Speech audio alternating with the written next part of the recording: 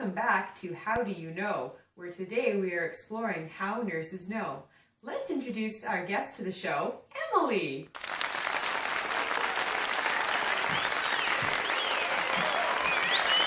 Hello. Hi, Barbara. Thank you very much for being on the show today. I'm honored to be here today, and I think it's a very important question with many answers. In fact, much of my first year of the Bachelor of Science in Nursing program has been focused on the specialized knowledge that nursing incorporates into the discipline of nursing. Now, when you say specialized knowledge, are you referring to biology and chemistry? Well, as nurses, we need to have a good foundation in the sciences and the social sciences. So often the lines are blurred because we borrow knowledge from many different disciplines. The specialized knowledge that I refer to is a constant interaction between inquiry, research, evidence, practice, experience, intuition, and the desire to help all patients achieve their greatest potential through patient education and quality care.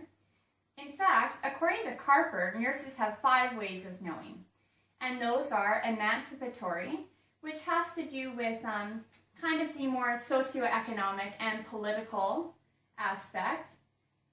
Then we have the ethical way of knowing, which has to do with dignity for all people and the fact that all people deserve to be healthy.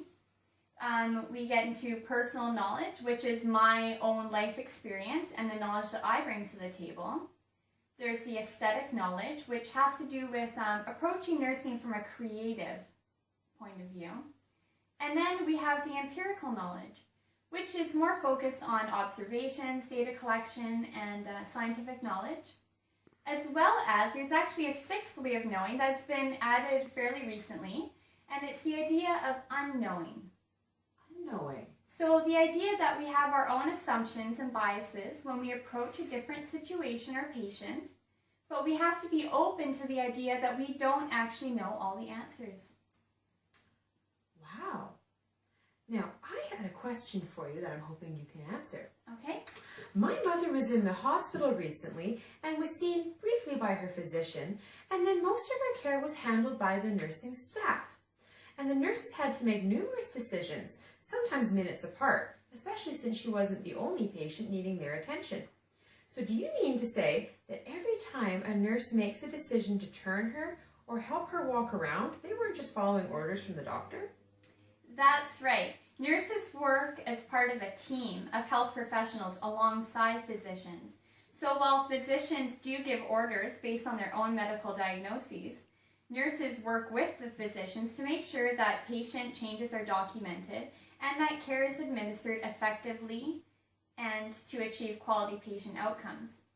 In fact, nurses actually have their own way of approaching new clients, and it is outlined in something called the nursing process.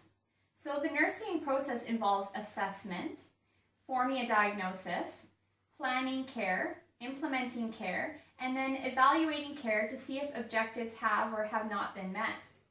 It is also important to consider that nurses believe in a holistic view of health, meaning that all aspects of a person's life must be considered, such as their financial health, their cultural health, or their spiritual health. Fascinating. I always thought nurses were just concerned with physical health and occasionally mental health. And you know what, Barbara? It doesn't end there either. There is something we call the nursing meta-paradigm, which a meta-paradigm is sort of like a big umbrella concept that can be further broken down to smaller concepts. The nursing meta-paradigm in particular can be broken down into the concepts of person, environment, nurse, and health. So for example, the person is seen as the individual receiving the health care or the treatment, and each person is individual, and they have their own health based on who they are as an individual and their own life experience. We have their environment, which makes up everything, whether it's their relationships, their home life, their community life, and how that interacts with their health. We have the nurse, whose focus is on patient education and research to make sure that the patient gets the best care.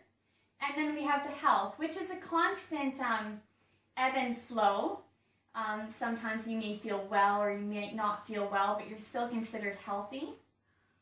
Yeah, in fact, how these smaller concepts are defined depend on what perspective you hold. And a perspective is kind of like a lens through which you view the world. So, for example, there are 3 perspectives that we're learning about right now in the nursing program. We have the empirical perspective, which really just wants to know about numbers and statistics and data and what can be scientifically proven. Very cut and dry. Then you have the phenomenological perspective, which deals with your lived experience. So how you view a situation is different than how I view a situation because you're an individual who's come from your own family and you've had your own life experiences. And then we have something called the critical perspective. And the critical perspective wants to know the big question, who's benefiting from this? Why does it matter? Why are we even having this discussion today? How do nurses know? That's a very critical perspective. Okay. So in the different meta-paradigms, there have been different nurse theorists who have different perspectives. So when they view the paradigms of person or environment or health or nurse, they're looking at it through different lenses. And I understand that you brought with you a visual poster today. Let's cut to a break so that we can get that poster set up. All right, thank you.